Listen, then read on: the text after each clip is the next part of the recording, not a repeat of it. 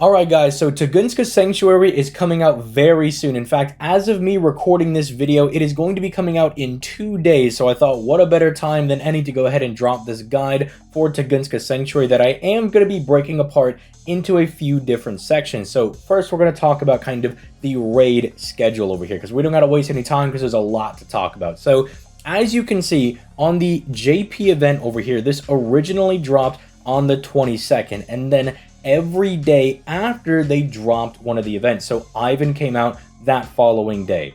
The Surtur fight came out the following day after that. The Goon battle over here, or I guess the Retainers, that came out after that.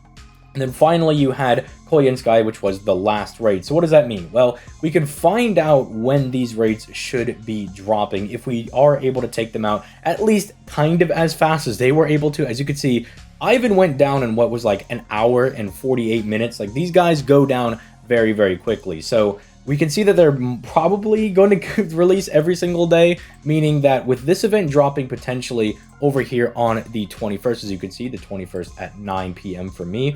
So it's probably going to drop here. That means that the first raids will either be dropping like Friday night / Saturday morning. So if you're trying to keep track and say, when am I going to farm these quests, that's probably when they're going to go live. I imagine Thursday to Friday is just going to be the initial story for the event. Like, you're going to kind of get into it, and then by Friday night, we'll move into Ivan on the 23rd here. Then we'll move into Surtur on the 24th. We'll move into the Retainers, and then on the 26th will be the last one, which will be the Koyanskaya battle, right? So we're going to kind of move through those. So I wanted to establish first at the very beginning here for everybody, just like, when are these raids going to go live? I'm like, they will probably be going live in the same intervals. I don't see why they wouldn't, but do know these guys go fast. I mean, I don't think we're as crazy as the JP player base, but even look at this. Surtur went down in 2 hours and 46 minutes. The Retainers over here, I mean, there's a lot of them, but look at this. Let's see, they started at like 18, and then they were done by 21. So that is 3 hours and 13 minutes for all of them to be completely wiped out. And these guys are not very big at all. Koyanskaya, who is actually really beefy, is the only one that you might wake up and they might still be kicking around. Because as you can see, it started, you know, on the 26th at 1800, which I believe that is 6 p.m. And then they took it out like the following day. But that is because she is massive and her raid is also very, very massive. So do keep that in mind, that these guys are probably going to go very quickly. So now that we know when they're more than likely going to be dropping following the JP schedule, let's talk about how you're actually going to defeat these guys. Now, Ivan, I think, is a nice warm-up for these raids. And unfortunately, I would show in like the bottom right-hand corner my gameplay of going through Tunguska Sanctuary, but I was one of the people that was asleep when they were farming these. So the only one I got to do was, I think, Koyanskaya and like a couple of the Retainers because I happened to be awake. So I don't have a lot of gameplay that I can show for this, but I can at least to give you some good ideas for what you are able to use for this. So Ivan over here, the main thing is that he has NP resistance for 1 hit, which is a little bit annoying, but that can work in your favor. You can fire, you know, an Arash NP first, a Medea NP first, whatever, right? Because it's only 1 hit. It's not a turn-based thing. So you have someone else just hit him, get rid of that, and then you can chain the other NP of your main DPS and give them overcharge to really take advantage of that. One of the other things you take advantage of is that Ivan is a man attribute servant. Now, personally, that's really good for my NP5 Morgan, but I don't know how many people have an NP5 Morgan. But I do know quite a few people do have Koyanskaya. And what does Koyanskaya do on her second skill? She gives everybody man attributes. So realistically, every servant you're going to use, if you are going to use Koyanskaya as your support, they will have power mod against Ivan. So that's very good. I know some people are probably looking at Yugioh over here because they're like, oh, I have an NP5 Yugioh. I went really hard on that. That's kind of a little bit misleading because he doesn't get this until the Biken event. So you're going to want to take advantage of the man attribute thing. If you do have a big beefy Morgan like myself, if you are going to be using a Buster servant, they will have power mod against him regardless. But you do have a few other options, although I don't think they're all that great against him. So he is a king, which means you could bring someone like Muramasa, you could bring somebody like Zenobia, but again, like, unless you really heavily invested into either one of these two, I don't think they're going to be like one-shotting this guy, which ideally, because of how quickly they go, you want to try to one-shot him, which, again, to be fair, you don't have to do the max rank one.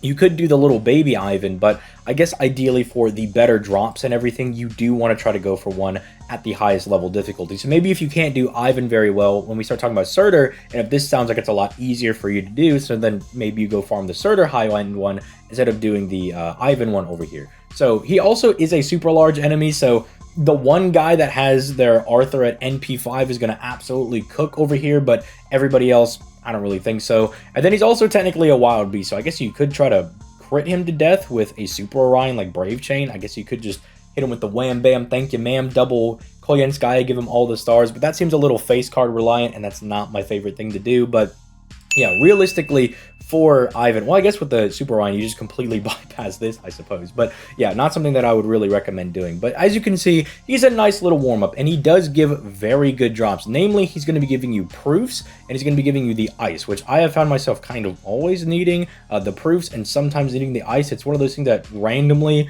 a bunch of servants will start to need, and then I just am loving whenever these raids are dropping it. So Ivan is a very good warm-up and a start, but I can understand if you're not going to go for him. Maybe you have like 1,000 proofs and you're like, ZTL, I'm good. I need you to show me something better. And my friend, I will show you something better. Well, probably something better for most of the player base, and that is Fangs coming from Surtur over here. Although that does come at the cost that Surtur is a little bit more annoying. Now, I did mention earlier that I didn't get to farm the raids for this, but I have gone through Tunguska like 3 different times over on JP, and you do have to do all these bosses once. And I can tell you, Surtur's a little bit annoying because he does have this 2 hits of unremovable Buster and unremovable arts resistance over here, which does mean that if you're going to fire a Buster or Arts NP, you gotta go in with 2 other Arts or Buster cards before that, before you actually do real damage, which might be a little bit annoying for some people if you're considering Chloe as your option. It just means that if you're bringing, say,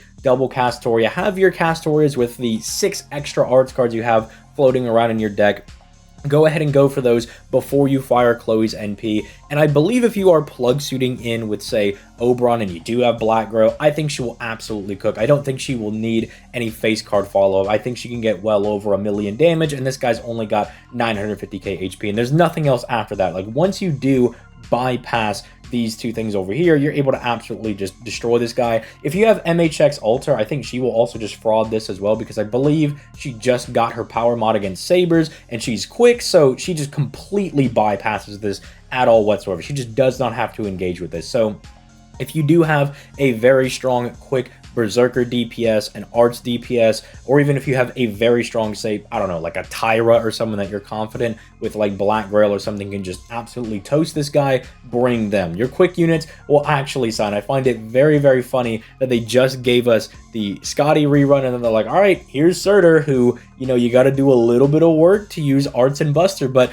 the quick buff is you don't really have to interact with this at all, right? That's how they're buffing quick, because they know not as many people want to use quick, they're making it easier for them. But then again, I guess you do have to have specific units like MHX Alter to really just thrash this event. I would imagine a strong MHX, the normal one, would also be able to clear this because she does have a power mod against Sabers, but do not quote me on that one because I don't have MHX. Y'all saw me got throttled on her banner, so I do not have her. But let's look at some of the stuff that Surtur actually has going for him. Can we take advantage of anything over here? Well, notably, you will see that he is an Earth attribute, and unfortunately, I mean, you do have Chiron, who can be very good. He can be like a nice, I guess, alternative option if you have a very strong Chiron as opposed to using Chloe, because they would have similar damage, but he would also have the power mod to really throw him up there even higher. But Tesla is someone that I'm very skeptical on. Like, I think you would have to have a really strong Tesla to get this job done, because he is an AoE, so his damage scaling is going to be a lot lower for this single target oriented fight. And I would think he would be very reliant on getting those face card like crits and everything to finish off the full health Surtur. So I don't think he'd be able to do it consistently at a 1 turn, but people that have very strong Teslas are more than, you know, go ahead, prove me wrong, show me that Tesla can go cook this up at like NP5 or something, but that's not very practical. But I do think if you did summon on a couple of banners and you do have like your NP4, your NP5 Chiron, he spooked you so many times, now is his time to shine. He will absolutely destroy this Surtur. Same thing for Chloe over here, again, if you do plug seed in stuff like Oberon especially to guarantee that kill with just the NP. Unfortunately, there's not a whole lot else that Guy has, although there is something that I think is interesting as a different free-to-play option.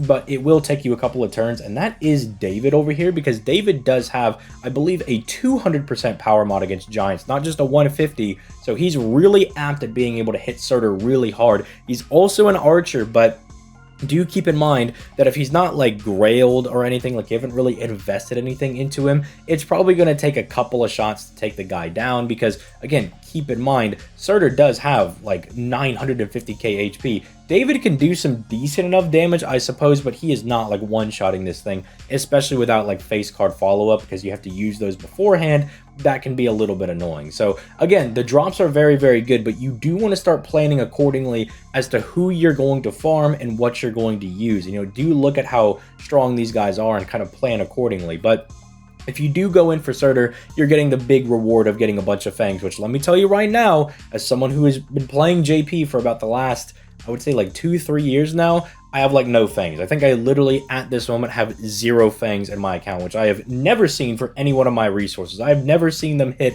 just a flat 0. So make sure that if you are farming this, you hit the ground hard. Also, don't forget that in your backline, you can equip your QPCEs, because it does drop QP, so you can get that little bit of an extra bonus if that is something that you're really needing. If you're a big baller and you've got like 3.8 billion QP, then I guess you probably don't care, but yeah, that's the Surtur fight. Now we move on to the third raid, which I see the most confusion about, because people look at Ivan having 4 million kills and Surtur having 8 million kills, and they're like, okay, I can get a good couple of drops from this one, but the retainers have bullets, something I really need, or one of them drops the seashells, which you also might really need, and you might be really concerned because they're all kind of small. You can see they're not in the millions, they're in the hundreds of thousands, so they're going to go very quickly. Well, don't worry, let me explain this little timetable over here to kind of explain that it's not all that bad. You will get numerous chances to farm some of these respective retainers. So as you can see right here, this is when they start. So we start off with wave 1 and wave 2.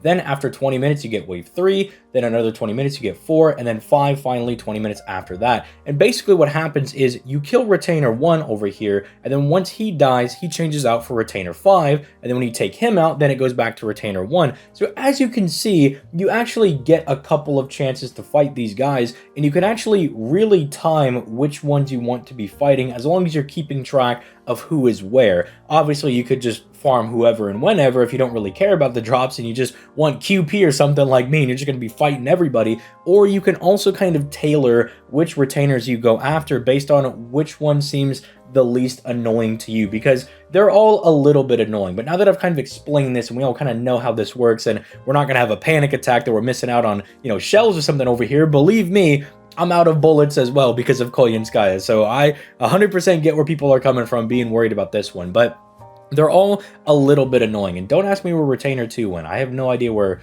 Bro has disappeared off to. But Retainer 1 over here, the main thing you want to keep track of is that he's going to have 2 hits of evasion. So you can really just get around this by bringing any servant with Pierce evasion, or if you have a strong enough servant that you are confident will be able to take out a 300k enemy over here, a 300k Saber. Let's say you have a very strong Emiya, for instance, and you're very confident in him. Slap a sure hit CE on him, and he will absolutely cook these guys up, because as you can see, it's not like unremovable or anything like that. It's not like special evasion or anything like that. You just pop through it and you go absolutely destroy these guys. So that's the most annoying thing about this one.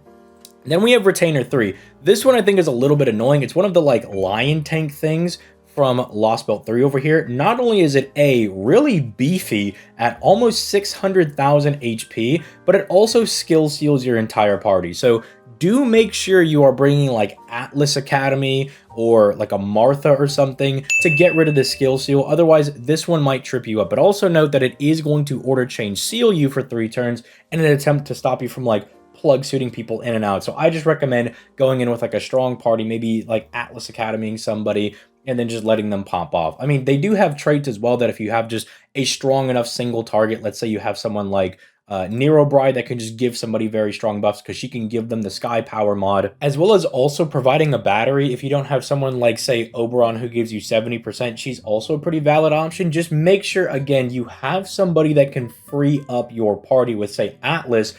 Someone like a Martha or like a Santa Nightingale would work really well as well. Just someone that can free up your guys, and that the other people can also give you enough battery plus your DPS to be able to take this big dude over here out. I'm sure There are different combinations you could do depending on your box. And again, this is one of those more annoying ones. And for those of you guys that are asking, no, I don't believe the order change counts as a debuff. So I don't think you're able to actually cleanse this. Only the skill seal, because again, the point is they don't want you plug suiting, so they make it like unremovable or something. So if you have further questions, again, this might be one that you pop in the Discord and you're like, hey, I do really want to farm the spinal fluid guy over here. Who should I use? And, you know, we can kind of look at your box and maybe try to formulate something. But it is one of those ones that will trip you up if you don't know it's coming. But if you do know it's coming, you can absolutely just foderize this guy over here. Retainer 4 over here, this is one that you definitely want to have some debuff removal, because he is going to lower your attack by 50%, right? You're going to get a 50% demerit over here. He's going to cut your attack in half. So even though he's a berserker, if you don't cleanse this, you're going to be doing no damage to this guy. Bro is going to be taking absolutely no damage from you. So make sure you do remove this. But as you can see right here, these are unremovable, but these are not. So you could just absolutely get rid of these with like a Ryder Martha, an Atlas Academy, something along those lines, right? That should be easy enough for you guys to be able to take care of. Then we have Retainer 5 over here. This is just Cerberus. I didn't really have anything planned for this one because it's like we fought this enough times in Lost Belt 5. Like to get into Tunguska Sanctuary, you have to have beaten Lost Belt 5 because you have to beat Lost Belt 6 to get in. So I know you've beaten up these Cerberuses before. So just do whatever it was that you did to beat these guys up before, and then just pretend that they're even beefier now. Now they're 700k. Just go fold them. They don't even do anything super annoying. Like they lower your defense by 10%. Bro, who cares, right? Like actually, who cares? Not me. I'm blowing this guy up. And then we have whatever these guys are. I have no idea what these dudes are supposed to be because I didn't get to read Tunguska because it's in Japanese, but there's some weird gun lizard dudes, and we have two different variations of them. We have this, which is kind of just like a normal, you know, 3-node, and then we have the one big beefy ruler over here, which doesn't really do anything super insane. Like he has a bit of defense, but if you've got like a strong Jolter, you got a strong Tyra, you know, insert Avenger here, you will probably blow this guy up. Here are their traits. They share the same ones, by the way. This one has the head and this one does not for some reason. I don't know why, but they pretty much have all the same traits. So if you also just have someone that is like a berserker and you can give them earth power mod, or they have a demonic power mod, etc., you can fold these guys up. They're not too difficult, but again, he is a big ruler, so it can be a little bit intimidating for some people. But again, if you've got like Tyra or Jolter, you are going to cook this guy up. You're going to obliterate him. So just make sure you try to one-shot him though, because as you can see, the last effect, he will remove 3 of your buffs, which can be a little bit annoying. But if, again, you have a strong enough Avenger, you will cook this guy up. He will just get obliterated. Then we have these guys over here. The only annoying thing about them is, again, a little bit beefy, and they all have a gut. So ideally, what you could do is have a very strong person with power mod, who I do have 2 in mind. Pop all of these guys, get all of their guts, you know, ready to go. Maybe they don't one-shot this person, but your second AoE is able to destroy these 2 guys, proc their guts, and then really any face card is going to be able to do it with 10k HP, even if you have your casters, because again, Merlin, Castoria, Waver, any of these guys that you might be plug suiting in for extra damage are all going to be casters, and these guys are assassins. They might give you that extra bit of damage that even their face cards can clean it up. But what I do like is this is allowing Murasaki Shikabue to shine over here, because she's going to give your other DPS that you're going to be bringing alongside her the demonic power mod, and she herself has a very strong demonic power mod, of which these guys have the demonic tag. Also, Raiko might get a little bit of a time to shine over here because she also has a slight power mod against demonic enemies. So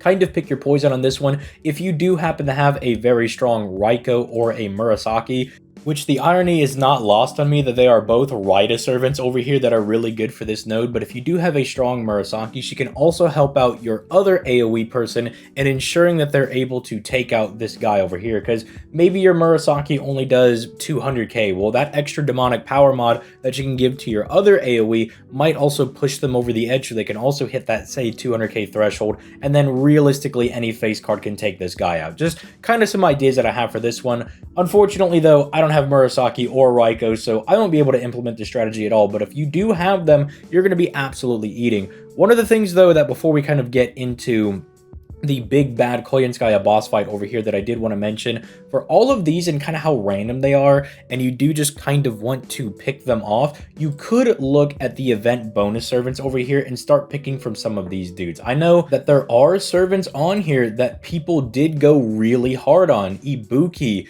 Habitrot is a free-to-play, so technically you always have to go hard on summoning for Habitrot because she's in the friend point gacha. She should be NP5. Bargus, I know a lot of people went very hard on. For Melusine, I know a lot of people went for NP2 at the very least because of how good she is. I know there are a ton of Kiara Sims, so I know some of these people did go very hard on and they really went for extra NP copies for these people, and they will be very strong in this. But also don't discount people like, say, Tomalancer over here, who normally might not be the best, but she is getting a 30% power mod. So for, say, like the Lion Tank fight, where you might be looking at that thing having nearly 600,000 HP and wondering, how am I going to take that guy out? Well, maybe that Tomalancer you pulled like 1 or 2 years ago, or even back in year 1, is finally going to get her time to shine. Same thing for Dino Mommy over here. She might get her time to shine over here as well. And then if you do summon on the new banner, these guys are both very strong for this event as well. Taigong is packing a divinity and a demonic power mod, and then he's getting extra divinity damage over on his NP. And Dobra is not only getting her own power mod against dragons, but she's also giving the party that power mod against dragons as well. So do not count these guys out. If you do want to summon for these guys, which my videos for them should be coming out in the next couple of days, my Dobra is grailed, and I do love my boy Taigong over here, so I might be kind of glazing them up a little bit in the video, but they are very strong for this event. Not only are they just strong servants in general, but they have a 100% power mod over here, so do not sleep on any of your options over here, especially when you're looking for guys to beat up big bad big mommy bumbliest bimbo. I'm running out of B adjectives. Koyenskaya over here, who, as you can see, is going to last quite a while because she lasted a full day over on JP, and we know how crazy they are with, farming for, their raids and everything. And that's because she has 30 million kills, which is, just way higher than even the Surtur and the Ivan fights over there. But she also gets up to 2 million HP. And even on the weaker side, she's still going to be at like 800k. Although I imagine a lot of people, just to not be annoyed by trying to go after a 2 million HP boss, or maybe they're already out of all their apples and everything, might just go for some of the lower end fights over here. But it does have very good drops. Like, as you can see, she drops a lot. They make it worth your time fighting this absolute chonker of a fight. And one of the good things is you don't have to beat everybody here. As you can see, you do just have to beat Koyenskaya, but that is quite a tall tale to ask when she is pretty massive. Now, there are a lot of ways to take advantage of Koyenskaya over here, and as I did mention, this is one of the raids that I did participate in over on JP, and I used Melusine because I found that Melusine was pretty good against her. I believe it is demonic beast servants that are able to do effective damage against her specific beast tag over here, so I used Melusine. She also has the event power mod, and so she's very good at dealing with Koyenskaya and her massive health pool. Now, here are the demonic beast servants. We do not have a whole lot, but again, as I mentioned earlier, if you do want to use your Tomalancer, now is the time to do it. Break her out, and hopefully she will put in some work for you against this just absolutely massive raid. There's not a whole lot of advice I can give you except try to use the event power bonus when you can. Take advantage of her being disadvantaged against demonic beast servants. If you can take advantage of anything else on here, whether it's the divinity, which is pretty easy to exploit, demonic, as we talked about earlier, if you want to plug suit in your Murasaki Shikabu, whatever you can get. She's also female, so I don't know if you want to run in there with Jack. I don't think that's a very good idea, or Carmilla, but if you are so inclined to do so, whatever you need to do to take advantage of this fight, she is absolutely massive. But again, they make it worth going for because, dude, look at these rewards that you're getting. You're almost going to be getting, like, you could probably get over like 5-6 million QP on this raid if you're bringing like your QPCEs, and then you're getting just one of each of all of these. You have just insane mat drops. it's crazy, right? It is absolutely nuts. It is definitely worth going for, but again, you want to prep for this one. You really want to make sure that you are prepping for this one over here. They even broke it down over here that if you want to kind of dictate what you're getting, because as I mentioned earlier, you don't have to defeat all of them, but again, defeating them gives you the drops as it does in, say, normal nodes, right? Like whenever you beat an enemy, they drop the little treasure box. Same thing for these guys. So they actually put a little table down here as well that if you just care about, say, the bells, right? Then you could just go for the retainer 6s over here. You could take these guys out instead of just taking out all of them. But if you're bringing like an AoE or something and you're just gonna like loop this on, say, I don't know, maybe like a smaller node because your box maybe is not as good, that could also, I suppose, be an option. But yeah, this is definitely one of those chunky ones, and it's kind of a slobber knocker, I'm not gonna lie. It's one of those ones that you just kind of gotta grit your teeth and hope your box is good enough, which most of your boxes are gonna be good enough. Let me tell you, as some words of encouragement, you made it through Lost Belt 4, you made it through Lost Belt 5, and you certainly made it through Lost Belt 6. You got through Sir Nunos, so you can definitely beat up this big bad bimbo. I don't even know what I called her, right? But regardless, you can get it done. I believe in you, and you can see me farming this because I believe this is one of the ones that's going to be dropping during the week, and I should be able to go live on it unless I am away with family, in which case I will be at the dinner table like farming this raid, and everyone's going to be like, why is he popping a blood vessel? I'm like, I'm